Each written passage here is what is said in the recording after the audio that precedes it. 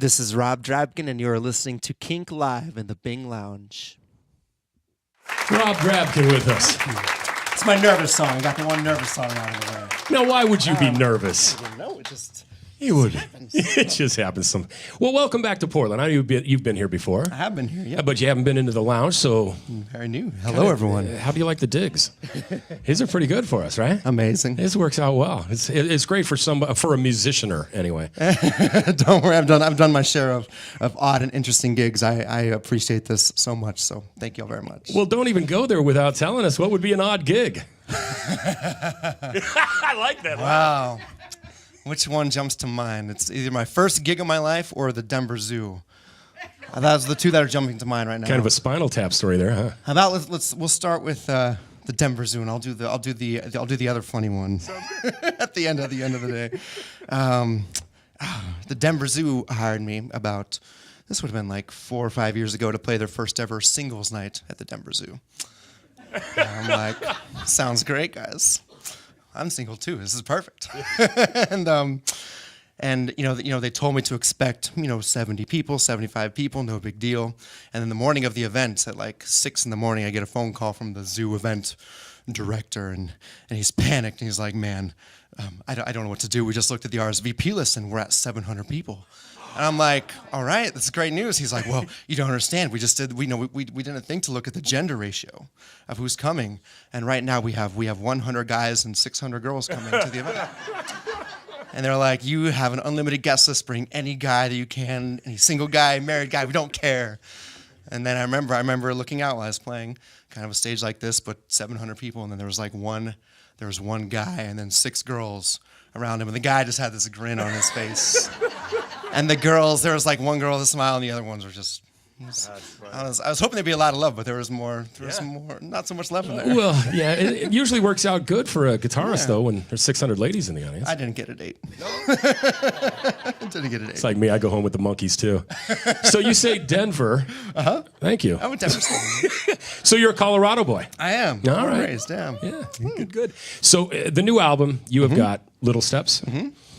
Are those little steps in one's life, or maybe a career as a musician? What are those? I'm going to say both. I mean, it was kind of for me, but then I was able to look at the, I've kind of structured the songs that they would kind of do a little cycle and go from like kind of a dark place and then kind of end in a really strong, happy place. Ends with a song called "Feeling Good Again," and then it starts with a song called "For You I Would Die." So it does kind of start in this dark place and kind of just does a little cycle and comes around. Yeah. Well, I'll tell you what I dig about your music, too, is you are such a strong songwriter. I hate to use that singer-songwriter kind of anthem, but with your music, too, and your age, so many people, they want to start off as the performer. Mm-hmm. Did you find yourself writing songs as the poet, doing that first before the performer? Not at all. My story is a little bit odd. So, I never sang a note until I was about 22 or 23. And before that, I had a career in biochemistry and molecular biology. And then overnight, I just decided to switch. I've been playing guitar my whole life and was in jazz bands, and I knew some chords and some theory, and I could go for it, but it was just it was a side thing for me.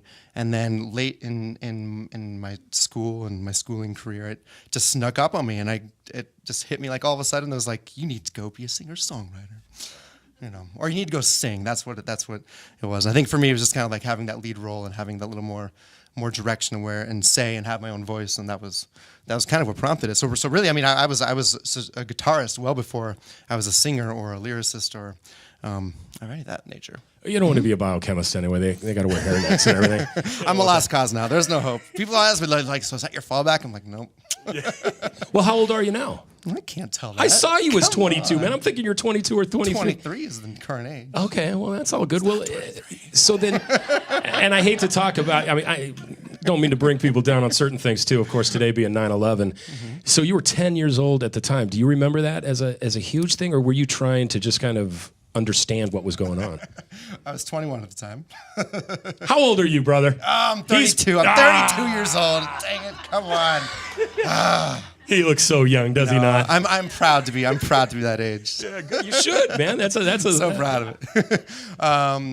I do remember I was in an organic chemistry class actually, and I remember just mostly confusion when that happened. I remember thinking I was like, well, it's just a confused pilot, and I was like, well, it's a small plane, charter plane, or it was. I do remember that day. So you were able to be as somber as the rest of us, just kind of remembering. Yeah. All right. Well, let's talk more about the music. Sure. Where do you go from here? I mean, you've got the new EP, and you've got it here, so everybody pick one up, all right? He's going to do a meet and greet with us.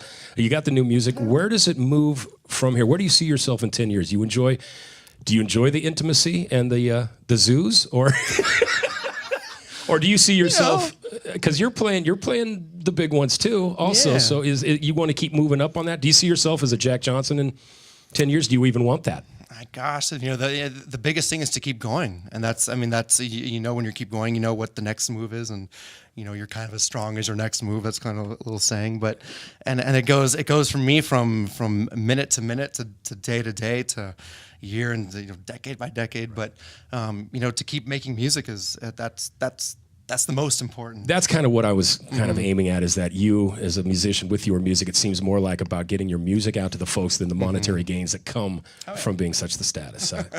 I'm broke. Well, see if we can't make him a little richer. He will be coming back. He's doing this a one-off for us today, so let's show him how much we love him. Once again, Rob Drabkin. Thank you so much.